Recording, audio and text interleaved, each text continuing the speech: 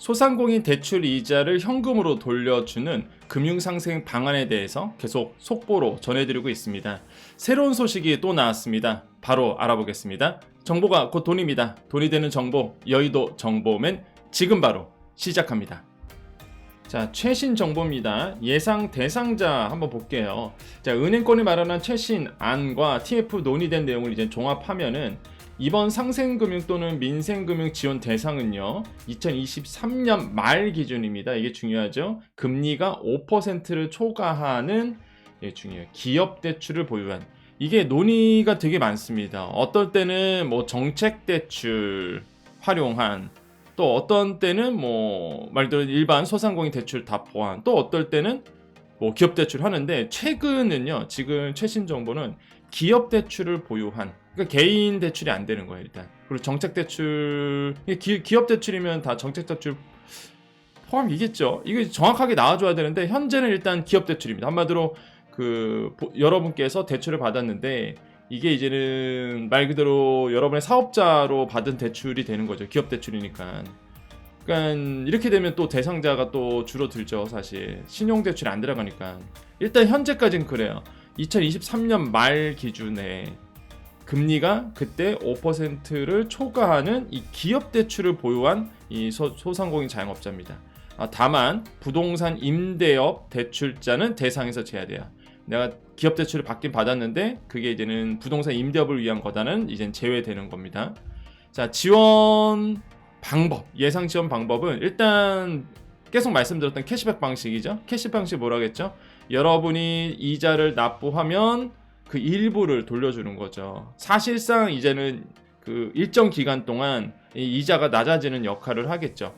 이들에 대한 지원 방식은 캐시백으로, 자, 이들이 내년 중 납부할 이자의 일부를 현금으로 바로 돌려주는 형태인데, 이게 지금 논란이 또 많았던 게 연단으로 하면은 내년도에 냈던 이자를 그 다음 연도, 그러니까 2025년도에 돌려준다, 이런 얘기도 있었거든요.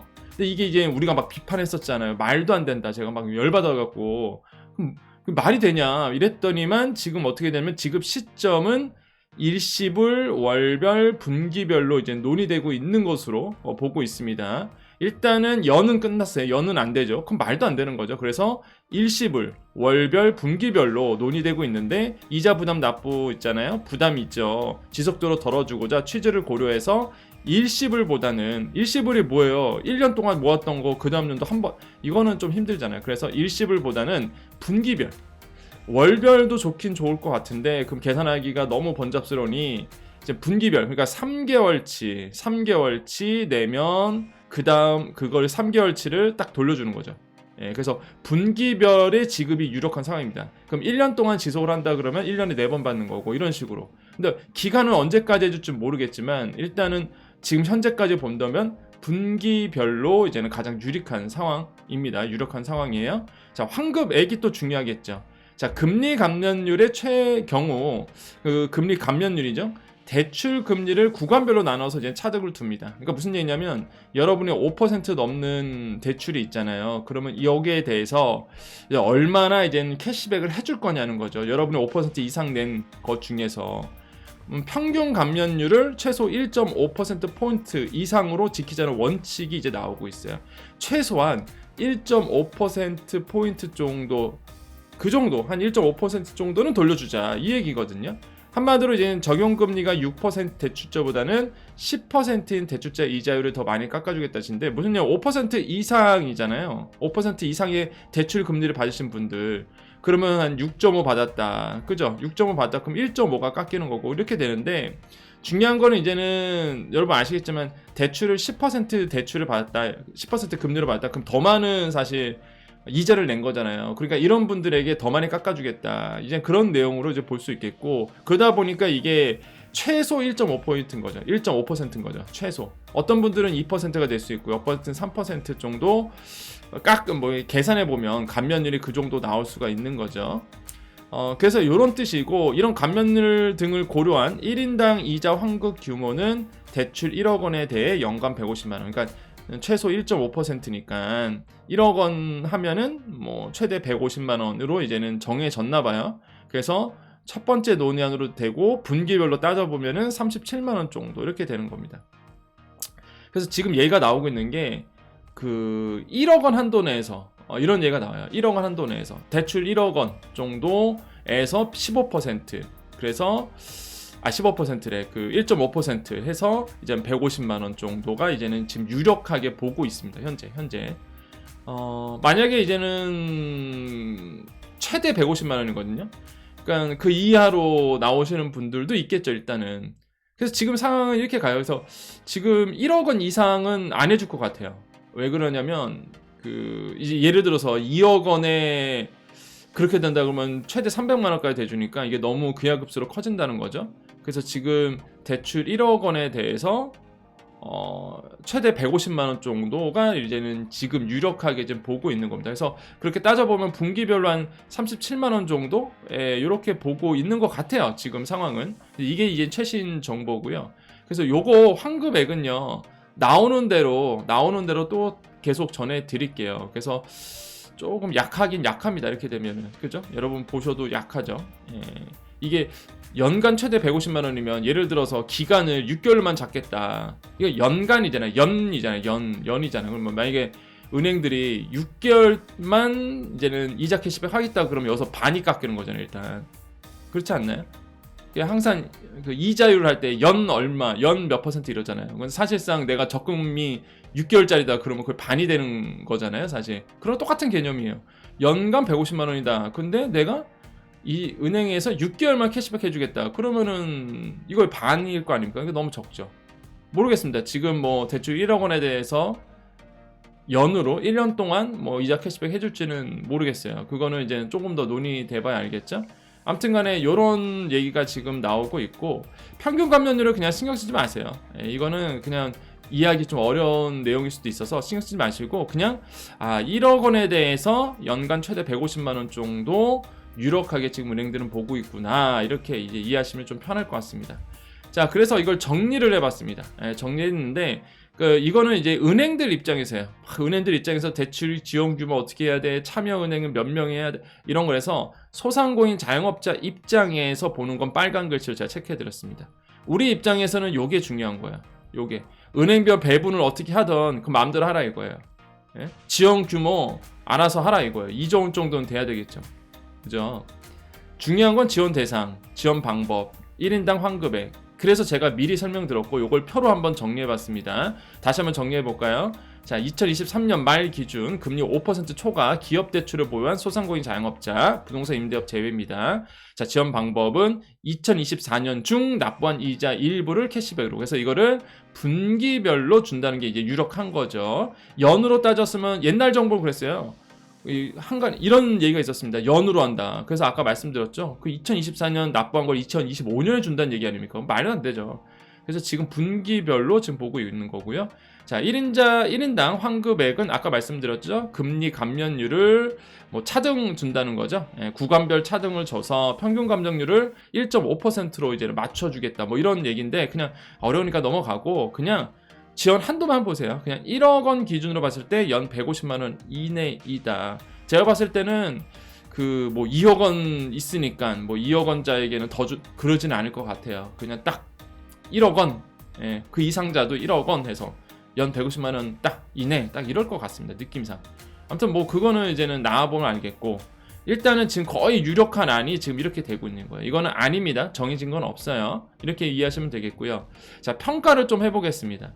1인당 캐시백 한도가 연간 150만 원으로 제한될 가능성이 크다고 말씀드렸죠. 그러면 한계 상황에 내몰린 자영업자 입장에서는 연간 150만 원 이거 가지고 참 자영업자를 구제한다는 게 참 어려운 얘기죠. 근데 무엇보다 기업 대출이 아닌 소상공인 분들도 꽤 되실 거예요. 신용 대출이신 분들 그렇잖아요. 이거 인정 안 해줄 게 뻔하거든요. 지금 상황으로 기업 대출이라고 못을 박아버리면 그럼 기업 대출이 아닌 소상공인들은 사실 혜택이 없는 거고. 아니 그러니까 차라리 이자를 그냥 바로 내려주는 거 아니면은 제가 계속 주장하듯이 그냥 기금 만들어서 똑같이 그냥 소상공인들 그게 뭐 연간 150만 원 안 되더라도 똑같이 주는 것도 하나의 방법이라고 저는 생각해 보는데 어쨌든 간에 사실 가장 좋은 거는 이자를 그냥 내려주는 거죠. 사실 그렇지 않나요? 예.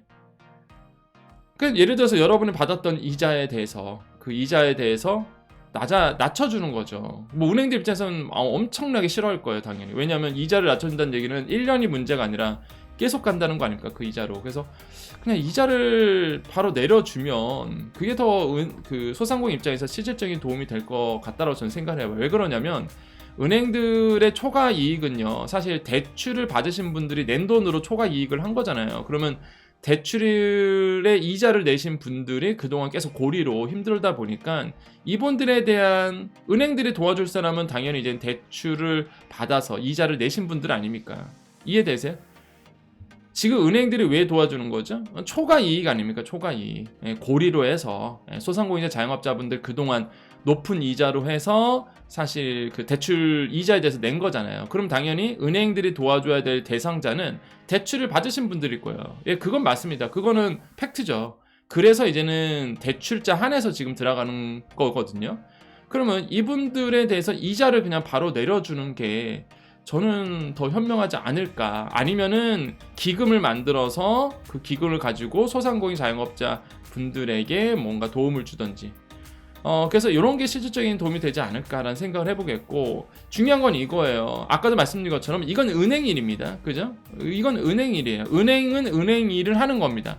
그동안 대출자에 대해서 초과 이익을 얻었으니 이분들한테 나눠주겠다. 그건 은행 일이에요. 그럼 정부가 해야 될 일이 있죠. 정부가 해야 할 일이 있어요. 은행인은 은행 일에 맡기고 정부가 해야 할 일이 있습니다. 여러분, 소상공인 경기 살려야죠. 이거는 정부가 해야 될 일이에요. 정부가 은행 보러 니네가 알아서 해, 이러면 안 되는 거죠. 은행을 압박해서 은행들이 소상공인 도와줘. 아니, 그거는 은행들이 해야 될 일은 은행들이 하는 거고, 정부가 해야 할 일은 그런 게 아니라, 물론 압박도 해야 되겠지만 정부가 해야 할 일은 일단은 뭐예요? 소상공인 경기를 빨리 살리려고 노력을 해야죠. 경기가 너무 안 좋잖아요. 이대로 가다면 진짜 소상공인 자영업자 못 버팁니다. 제 말이 틀렸습니까, 여러분? 제 말이 틀렸나요? 가장 중요한 건 소상공인 자영업자 경기 살려주는 일이에요. 이것만 되면 돼요. 이것만 되면 대출 갚죠. 지금 돈이 안 돌고 사람들이 돈을 안 쓰고 먹는 거 줄이고 너무 안 좋잖아요. 지금 뭐 소상공인들이 힘듭니다. 경기 살려줘야 되고요. 무엇보다 소상공인 손실보상 소급 적용, 이것도 잊지 않아야죠, 정부가. 안 그런가요? 제 말이 틀렸습니까, 여러분? 진짜? 제 말이 맞나요? 아니면 틀렸나요?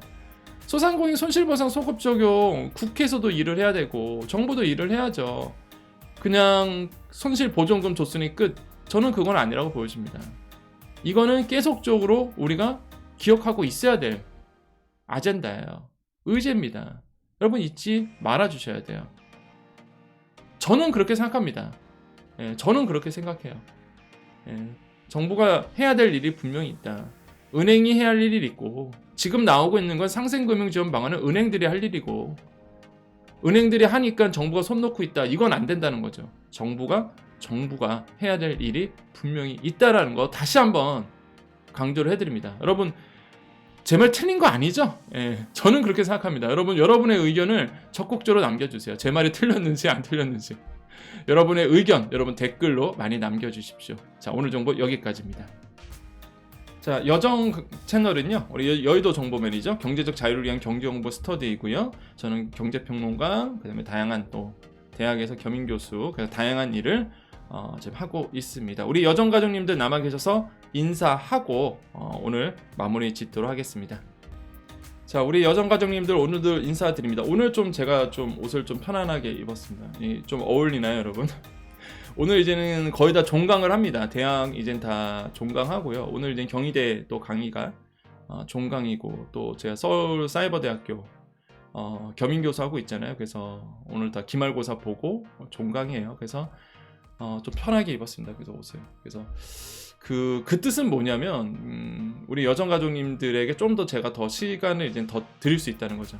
그래서 제가 지난 방송에서 말씀드린 것처럼 여정몰이라든지 아니면은 그 시니어몰을 통해서 우리 소상공인 자영업자분들 어떻게든 그 매출, 그 다음에 팔로 이런 거를 해드릴 수 있을까, 그 고민하고 있다 그랬잖아요. 그거에 대해서, 그 프로젝트에 대해서 여러분과 같이 시간을 조금 더 많이 제가 드릴 수 있다는 뜻이기도 해요. 그래서 꼭 이번 기회에, 이번 겨울에 큰 일을 우리 여정 가족님들과 함께 했으면 좋겠습니다. 저는 여정 가족님들과 함께 하는 거예요.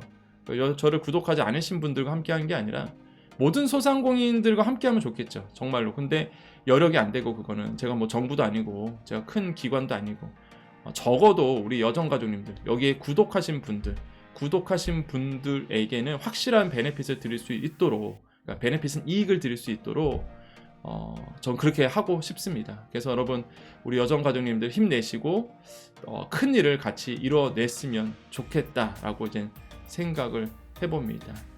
그래서 여러분 항상 여러분 힘내시고 오늘이 이제는 또 12월 11일입니다. 크리스마스 시즌이 이제 막 다가오고 있죠. 그래서 여러분 힘내시고 좋은 연말연시 되도록 우리 다 같이 파이팅 했으면 좋겠습니다. 분명히 우리에게는 좋은 일이 일어날 거니까. 또한 지금 일어나고 있고요. 여러분 눈에 보이진 않지만 이미 우리 주변에는요 여러분을 막 도와드리기 위해서 좋은 것들이 막 마련되고 있다. 큰 선물들이 이미 준비되고 있습니다. 여러분 이제 그것만 잘 이렇게 싹 갖고 오시면 되는 그런 거예요. 네, 보이십니까? 그렇게 될 겁니다, 여러분. 자, 우리도 오늘 화이팅 외치시면서 오늘 하루 좋은 일이 분명히 있을 거다. 또 내일도 좋은 일이 있을 거다. 긍정의 힘으로 오늘도 외쳤으면 좋겠습니다. 자, 외쳐봅니다.